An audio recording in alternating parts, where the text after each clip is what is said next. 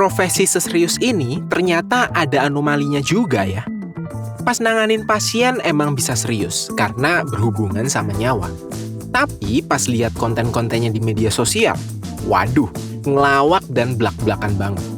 Ini bukan cuma satu dokter aja, tapi ada banyak dokter yang ternyata pembawaannya blak-blakan, ngelawak, suka marah-marah, sampai ada juga yang bisa dibilang tantrum.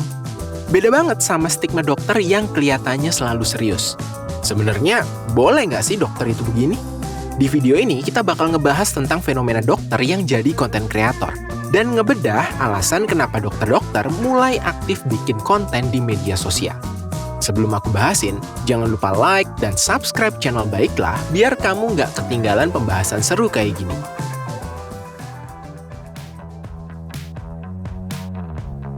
Beberapa tahun terakhir, banyak dokter yang muncul di media sosial. Muncul sebagai konten kreator, diundang di podcast, atau bikin thread buat ngasih edukasi ke masyarakat. Tapi yang jadi banyak sorotan itu adalah cara beberapa dokter yang mengedukasi masyarakat Indonesia di media sosial itu bikin shock. Bukan ngarah ke hal yang negatif ya, tapi cara ngomongnya yang ceplas-ceplos dan konten-konten yang sering bikin ketawa itu loh. Kelihatan beda banget sama pesona dokter yang serius. Apalagi pas kemarin Dr. Tirta dan Dr. Gia disatuin di podcastnya Raditya Dika. Kelihatan banget personalitinya beda. Banyak netizen yang juga komen asbun. Ada yang bilang tentram versus tantrum, kasih sayang versus kasih paham. Sampai ada yang nyamain mereka as drakor hospital playlist dan trauma code. Kalau Dr. Tirta ngomong, selalu pakai otot. Beda lagi Dr. Gia yang jawab dengan lebih tenang. Selain Dr. Tirta yang pembawaannya nyablak, di media sosial juga ada Dr. Ihsan yang suka jawabin pertanyaan dengan cara ceplas-ceplos. Dan dokter-dokter lainnya yang kalau kita lihat di akun media sosial itu kelakuannya nyeleneh.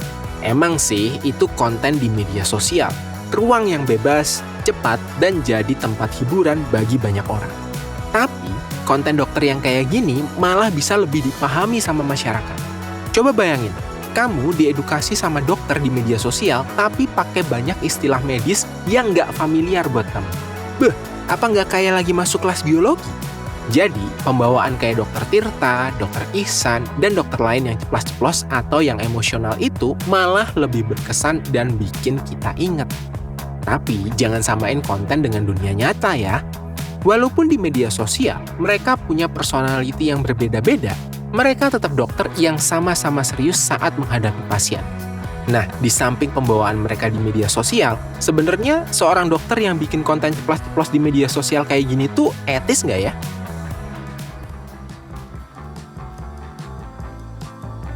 Sebelum bahas etis apa enggaknya, kita bahas dulu tentang alasan banyak dokter yang sekarang pada ngonten di media sosial.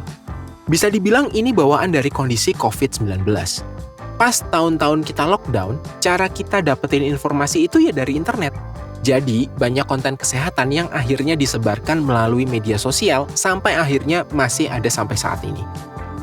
Kalau kita lihat berdasarkan penggunaan media sosial di Indonesia, rata-rata masyarakat Indonesia itu tuh aktif di media sosial selama 3 jam sehari. Tentunya, konten yang dikonsumsi itu beragam, mulai dari hiburan, komedi, dan juga kesehatan. Tapi, nggak jarang masyarakat Indonesia masih suka ketipu sama konten hoaks, apalagi konten hoaks soal kesehatan. Nggak usah ngomongin hoaks kesehatan di media sosial dulu deh. Masih banyak kok mitos-mitos turun-temurun soal kesehatan yang layak dilurusin. Nah, kalau kita lihat soal parenting di media sosial, banyak banget orang tua yang asal-asalan ngasuh anak, atau cara asuh turun-temurun yang dianggap benar, padahal membahayakan, dan masih banyak lagi.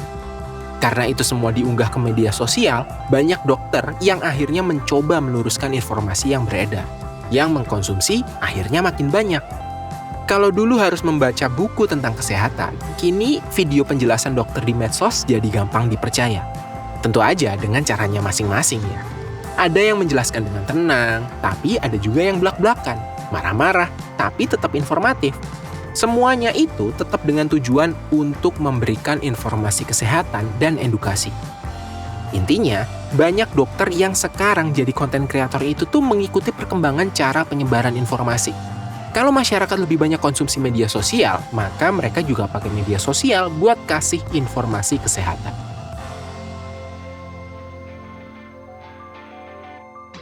Kalau dari 21 pasal Kode Etik Kedokteran Indonesia atau Kodeki yang ditetapkan oleh IKI, nggak ada larangan dokter bekerja sebagai konten kreator.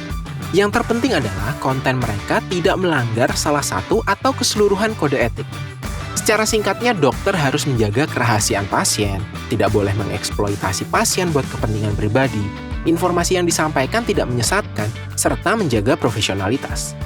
Kalau lihat konten-konten dokter yang suka nyablak di medsos, selagi informasinya berupa kebenaran yang bisa dipertanggungjawabkan secara medis, nggak ada salahnya mereka bikin konten.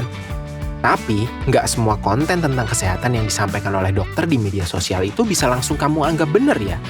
Karena ada juga dokter gadungan yang mengaku dirinya dokter. Kayak dokter fiktif yang satu ini. Ngakunya seorang dokter yang lulus dari Fakultas Kedokteran Trisakti. Ternyata setelah diselidiki oleh salah satu lulusan FKG Trisakti, akun tersebut hanya mencuri identitas dan ada indikasi profilnya dibuat dengan AI. Ya, di tengah perkembangan teknologi dan penggunaan AI yang cepat, banyak yang jadi menyalahgunakannya. Jadi, jangan sampai kena tipu dokter-dokter fiktif yang beredar di media sosial. Bahkan, dokter yang jadi konten kreator itu nggak bisa seenaknya bikin konten. Dulu juga pernah ada 2 nakes Jombang yang ngelakuin live TikTok pas lagi bantu proses operasi persalinan di rumah sakit swasta Jombang. Tentunya ini melanggar kode etik kedokteran dan akhirnya mereka dipecat.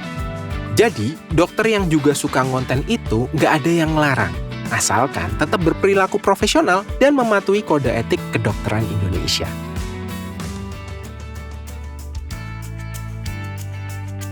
Yang kita lihat di media sosial tentang dokter-dokter itu sebenarnya salah satu cara mereka mengedukasi masyarakat. Mungkin beberapa dari mereka memang kelihatannya blak-blakan, suka ceplos-ceplos dan marah-marah. Tapi mereka tetaplah dokter yang punya tanggung jawab atas ucapan dan praktek dokternya. Segala konten yang mereka buat pun tetap harus berlandaskan ilmu kedokteran. Mereka nggak boleh asal ngomong karena bisa ngelanggar kode etik kedokteran. Karena walaupun mereka aktif membagikan informasi dunia kesehatan di media sosial, mereka tetap berprofesi sebagai dokter. Kamu suka cari informasi seputar kesehatan dari konten-konten dokter di media sosial? Coba dong, komen siapa dokter yang jadi favoritmu. Like, share, dan komen kalau kamu suka konten ini ya. Jangan lupa subscribe channel YouTube Baiklah supaya kamu nggak ketinggalan pembahasan menarik lainnya kayak fenomena sosial yang satu ini.